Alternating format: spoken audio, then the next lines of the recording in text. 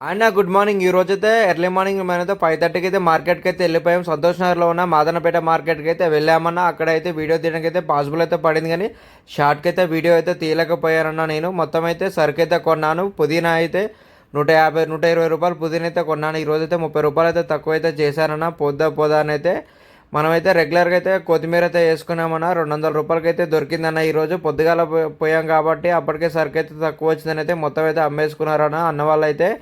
మనమైతే ఈరోజైతే కొత్తగా మార్కెట్లోకి అయితే ఉల్లాకు వచ్చిందని అయితే ఒక బాక్స్ అయితే వేసుకున్నామన్నా. ఇదైతే 300 రూపాయలు అయితే బాక్స్ అయితే పడుతుందన్న. కట్టలు అయితే 30 ఉంటాయి కానీ నాకైతే నమ్మకం అయితే లేదన్న. 20-25 లోపు అయితే రావచ్చన్న. ఇక మొత్తం అయితే సరుకు అయితే ఈరోజైతే అక్కడనే కొన్నామన్నా. ఇక అలానే ఎన్టీఆర్ మార్కెట్కి వస్తుంటే టమాటా అయితే బాగా అనిపించింది. అయితే మన 150 రూపాయలు ట్రేలు చొప్పున 2 బాక్సులు అయితే కొన్నా.